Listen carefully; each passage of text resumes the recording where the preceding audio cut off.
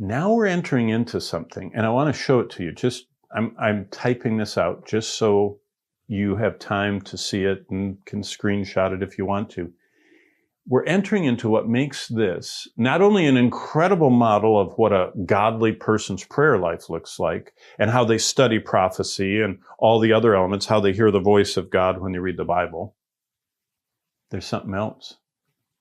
This is probably the greatest single prophetic passage in the whole Bible. I'm going to show you why. We're at minute 27, I see over here. First, we get a scope of what God is doing. Then he talks about a time period called 69 weeks that culminates with Messiah being cut off. It's actually a prophecy of the cross of Christ. Now, right there, to have a countdown that exactly was fulfilled, I'm going to show you right to the day when Jesus offered himself on Palm Sunday. Jesus was exactly in step with Daniel's prophecy. Wow. Then there's an interval, there's a time period that nothing is happening. And then Daniel says 69 of these weeks are used up. 1 week is left. And he describes that in verse 27. Have you ever wondered where we get the 7-year tribulation from? Does it say that anywhere? No. You can't find 7-year tribulation anywhere except in prophecy books, theology books, study Bibles. It's not in the Bible. It's kind of like the word rapture. That's not in the Bible either. Now, rapture is a Latin word, rapturos, which comes from a Greek word, harpazo, which means to snatch out, which is what we mean by rapture. But we have to be precise because people can accuse us and say, millennium isn't in the Bible. You're right, that word isn't in the Bible, but millennium is. That's the Latin translation of the 1,000 years. So what people accuse is usually partially true. And when Christians haven't studied the Bible, they get nervous and they go, oh, maybe I don't understand. You do understand. There is a 7-year tribulation. Let's see that in the scriptures. 70 weeks are determined for your people, for your holy city, to finish the transgression, end sins, make reconciliation, everlasting righteousness, vision to anoint the most holy. Now he starts explaining. Remember, first we have the scope. That's what I just read, 70 weeks.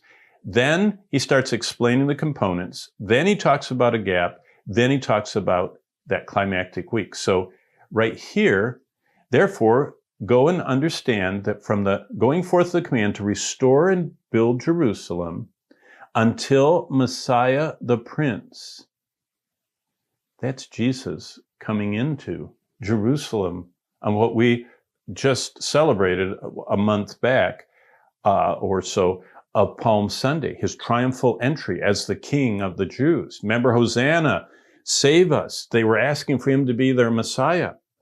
Shall be 7 weeks plus 62 weeks. So 62 plus 7 is 69. And it says, in this time, the street will be built and the wall, even in troublesome times. So he says, from the command to restore Jerusalem till Messiah comes as king in the triumphal entry would be 69 weeks. 69 weeks of 360-day years. So what we're talking about is weeks of years. This is what a week is. It's actually not the Hebrew word for a week. It's the word for Heptad. If you've ever heard of Heptad, it means a group of 7. I'll show you that in just a minute.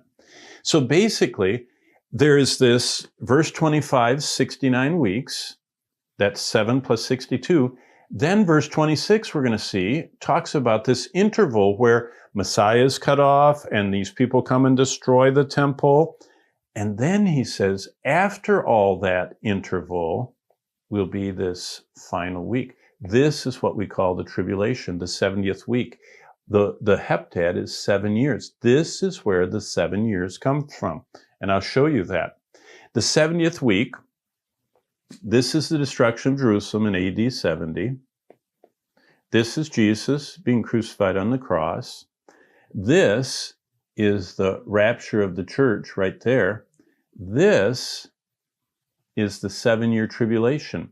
It's two halves, 3.5 years, 3.5 years, 42 months and 1,260 days. So the tribulation has two parts. It has a certain center. And that's what Jesus talked about in Matthew 24:15. He said, when you see the abomination that causes desolation standing in the holy place, let those in Jerusalem flee to the mountains. This is the tribulation. It's the 70th week. That's what makes this such an important. So here it is. After the 62 weeks, Messiah will be cut off. That's the crucifixion I wrote in my Bible. But not for himself. That's the core of salvation, the substitutionary atonement. And the people of the prince who is to come, that's the Antichrist, shall destroy the city, that's Jerusalem, and the sanctuary, that's the temple. When did that happen? AD 70. So who destroyed Jerusalem in AD 70? The Romans. So the people of the prince that is to come are the Romans. That's going to be interesting for you to think about when we talk about prophecy. And the end will come with a flood, until the end, war, desolations. Then he, who is the he? He is the prince who is to come right here. What is he? He is the leader of the revived Roman Empire, or the Antichrist. He will confirm a covenant with many for 1 week. That 1 week is the 7-year tribulation. And what happens is everything gets worse and worse, and all this trouble is happening, and ethnic strife and everything, and all of a sudden, this global leader rises. And he is so brilliant and such an effective communicator that just like the whole world stopped for this pandemic, have you ever seen anything like what just happened in the last year? Have you ever seen the whole world stop, global travel stop, everybody stay home?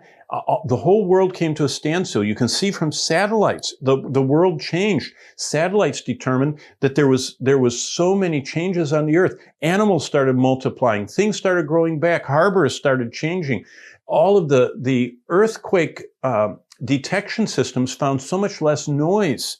They said that the earth went silent because the humans just basically paused for a year, most of our activity. If you think the pandemic was hard, can you imagine when one person rises up that starts controlling the whole world, and you can't buy or sell unless he allows you to? And if you don't agree with him, he beheads you? Wow. That's who we're talking about right there. He confirms the covenant. The way he rises to power is he settles the Arab-Israeli conflict, the Islamic-Judaism conflict. He stops all the terror, all the warfare, all the nuclear proliferation, all of the WMDs and the whole climate problem and the whole food problem. He just steps in. And the Bible says that he comes on a white horse, Revelation 6, and is a peacemaker. And he causes everybody to settle down and all the ethnic strife to stop. We don't have any more riots and burning and pillaging, none of that stuff. And there's this false peace. And he lets Israel worship in Jerusalem like they've always wanted to. And in the middle of the week, that's the middle of the tribulation, he brings an end, look at this, to sacrifice and offering. There's going to be a temple in Jerusalem offering animal sacrifice. That's what Daniel saw. That's what Jesus saw in Matthew 24. That's what Paul saw in 2 Thessalonians 2. That's what John sees in Revelation 11. And then it's all going to come down hard. The second half of the tribulation is horrible. You say, well, where do you get all this weak stuff? And 7 years means something else. I thought we weren't supposed to be allegorical. We're not. I'm being literal. 70 weeks, if you look at that there's a little footnote right there, and go down to the bottom, this is what it says. The word translated weeks in English is the Hebrew word for heptad, or a group of 7, not to be confused with over here. Look at this. In chapter 10, the occurrences of the word weeks is not the same. These are not the same. This word is not weeks, it's heptads. This word is weeks like we know it, 7 days. Two completely different Hebrew words. God says, I've determined 70 groups of 7 for my people. And those are in 2 parts, 483 years from that command to the crucifixion, and then the last 7 that we just saw.